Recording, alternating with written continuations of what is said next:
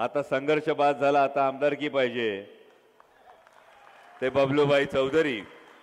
सर्व पत्रकार बांधव आपण सगळेजण सगळ्यांना जय शिवराय. मला बबलू शेटने सांगितलं की 11 वाजल्यापासून तुम्ही जमलात, त्यामुळे उशीर भरपूर झाला याची पुरेपूर कल्पना आहे, त्यामुळे जास्त तुमचा वेळ घेणार नाही. परंतु शिवस्वराज्य यात्रा जी 9 ऑगस्टला सुरू झाली, शिवस्वराज्य यात्रा कशासाठी सुरू झाली? 9 ऑगस्टला खरं तर 1942 साली चले जावची चळवळ सुरू झाली आणि तोच मुहूर्त साधून शिवस्वराज्य यात्रा सुरू करण्याची 2 महत्त्वाची कारणं होती. एक महत्त्वाचं कारण की गेल्या 2.5 वर्षामध्ये ज्या पद्धतीनं आत्तापर्यंत आपण ऐकलं होतं, चप्पल खरेदी करता येते, कपडे खरेदी करता येतात, दादा गॉगल खरेदी करता येतोय, पण आमदार आणि मंत्री सुद्धा खरेदी केले जाऊ शकतात. हे या महाराष्ट्रात राजकारण जर कोणी नासवलं असेल तर या भारतीय जनता पक्षाने नासवलंय. आणि या नासाडीच्या राजकारणातून जे 3 तिघाड्याचं सरकार आलंय, या महायुती सरकारला चले जाव सांगण्यासाठी ही शिवस्वराज्य यात्रा सुरू झाली. दुसरं एक फार महत्त्वाचं कारण होतं ते म्हणजे ज्या छत्रपती शिवाजी महाराजांचं नाव घेतलं की तुमचा माझा प्रत्येकाचा ऊर अभिमानानं भरून येतो, त्या छत्रपती शिवाजी महाराजांची शिकवण काय होती भाऊ? छत्रपती शिवाजी महाराजांच्या महाराष्ट्रानं दिल्ली समोर कधी गुडघे टेकले नाहीत. आग्र्याला जेव्हा औरंगजेबाच्या दरबारात छत्रपती शिवाजी महाराजांना बोलवण्यात आलं आणि मागच्या रांगेत उभं करण्यात आलं आणि महाराजांचा अपमान करण्यात आला, महाराजांनी काय केलं? मान खाली घालून मुजरा केला, कोर्निसात केला औरंगजेबाला. महाराजांनी औरंगजेबाने दिलेली खिल्लत धुडकावून दिली आणि मराठी स्वाभिमान काय असतो ते उभ्या हिंदुस्थानाला दाखवून दिलं. हा आपला इतिहास आहे. पण आत्ताचं मात्र महायुतीचं सरकार वेश बदलू बदलू, कपडे बदलू बदलू, विमानं बदलू बदलू दिल्लीकडे जातंय.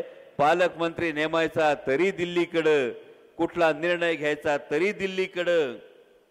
आणि विचार करा, महाराष्ट्र सगळ्यात जास्त टॅक्स देणारं राज्य असताना या अर्थसंकल्पामध्ये आम्ही संसदेमध्ये बसलो होतो, तेव्हा जसं महाराजांना 5व्या रांगेत उभं केलं होतं ना, तसं यावेळी अर्थसंकल्पात सुद्धा पहिल्या रांगेत बिहार होता, नंतर आंध्र प्रदेश होता.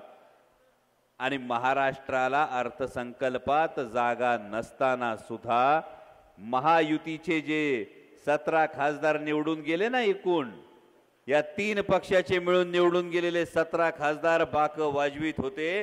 आणि भारतीय जनता पक्षाचे नेते महाराष्ट्रात प्रेस कॉन्फरन्स करत होते की महाराष्ट्राला या अर्थसंकल्पात कसं भरभरून दिलंय म्हणून. याला स्वाभिमानी महाराष्ट्र म्हणत नाहीत, याला लाचार सरकार म्हणतात. जे सरकार लाचारीनं दिल्ली समोर गुडघे टेकते आणि म्हणून हे सरकार बदलायचंय. आणि त्यासाठी छत्रपती शिवाजी महाराजांचा हा विचार घेऊन जाणारी ही शिवस्वराज्य यात्रा काढणं गरजेचं आहे. आता वेगवेगळ्या योजना यायला लागल्या. काल परवा निवडणूक आयोगानं जाहीर केलं 15 वर्ष राजे हो हरियाणा बरोबर आपली निवडणूक होत होती. 15 वर्ष. यंदा मात्र हरियाणा बरोबर निवडणूक नाही.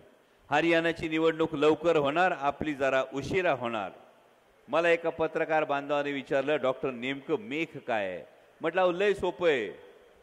पोराचा जर परीक्षेत अभ्यास झाला नाही आणि पोराच्या बापाचा प्रोफेसरकडे कॉलेजमध्ये वशिला असला की बापाला सांगून पोरग सांगते परीक्षा जरा पुढे ढकला, तसं महायुती सरकार महाराष्ट्रातून हद्दपार होणार.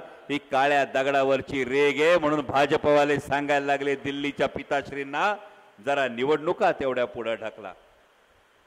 यांचे सगळे इंटरनल सर्वे आलेत. म्हणजे विचार करा, गंमत बघा, माणसं कशी बदलतात. जेव्हा लोकसभेची निवडणूक होती तेव्हा सगळे उडीवर होते. लोकसभेबरोबरच महाराष्ट्राच्या विधानसभेची निवडणूक या माझ्या पत्रकार बांधवांना माहीत असेल.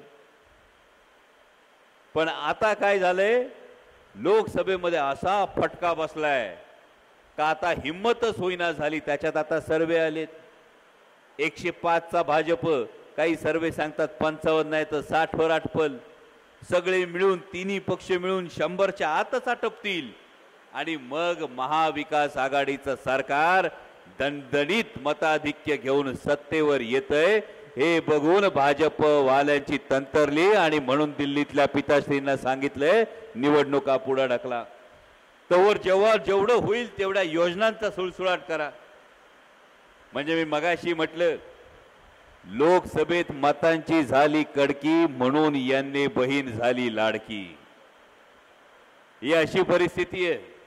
पण बहीण विचारती का दाजीच्या सोयाबीनच्या भावाचं काय, मला ओवाळणी दिली. दाजीच्या सोयाबीनच्या भावाचं काय, दाजीच्या कपाशीच्या भावाचं काय. विचार करा, सोयाबीनला 6,000चा भाव देणार होते, देतात 4,000. काल तर 3,500ची पट्टी आली माझ्याकडं. किती भाव? 3800 ना, 3300. जर 3300 भाव असेल तर नुकसान किती झालं राजे तुमचं? 2700 रुपयाचं नुकसान झालं. 2700 रुपयाचं क्विंटल मागं नुकसान झालं, एकरा मागं नुकसान झालंय तुमचं.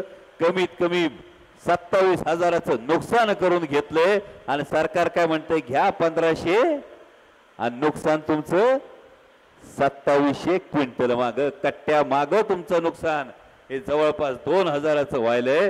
पण सरकारला याची पर्वा नाही. सरकारला भाच्याच्या नोकरीची पर्वा नाही. आणि म्हणून हा जो योजनांचा सुळसुळाट आहे, या योजनांच्या सुळसुळाटाची गुलाबी धूळ जर तुमच्या डोळ्यात फेकली गेली तर यापासून आत्ताच सावध व्हा. कारण येणाऱ्या निवडणुकीमध्ये पैशाचा पाऊस आता जेवढा पडतोय ना, वेधशाळेचा अंदाज आहे येणाऱ्या निवडणुकीत एवढा पैशाचा पाऊस पडणार आहे. हा पैशाचा पाऊस पडण्यासाठी ज्या काय गोष्टी सुरू आहेत, आता सरकारच्या तिजोरीत खडखडाट आहे आणि तिजोरीत खडखडाट असताना सुद्धा एका माग एक टेंडर निघतायत.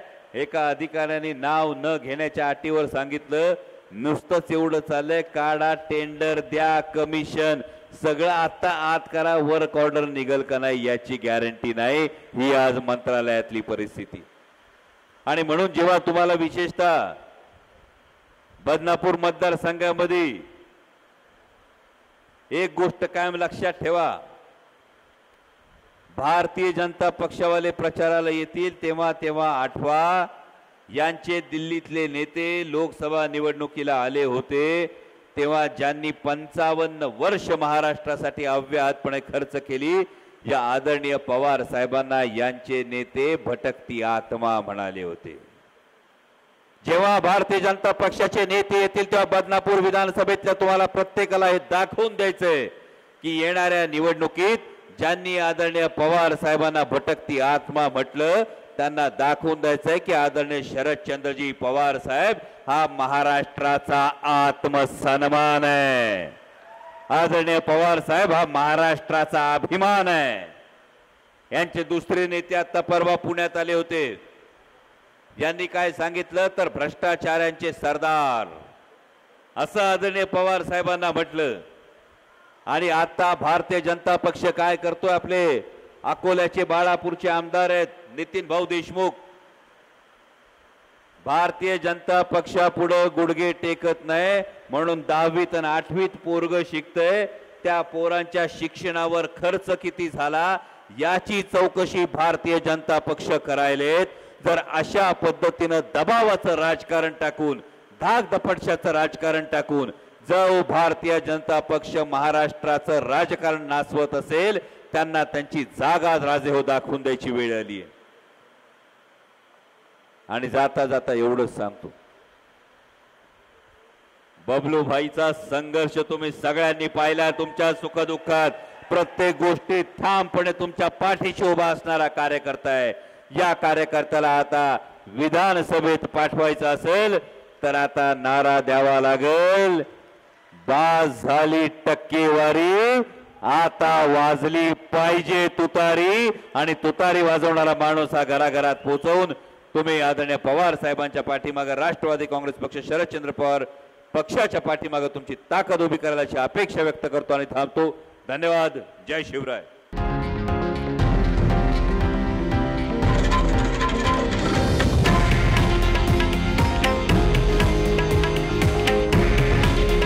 हे आहे देशातील नंबर 1 न्यूज नेटवर्क आणि आपण पाहत आहात TV9 मराठी. काळजी तुमची, हित महाराष्ट्राचं.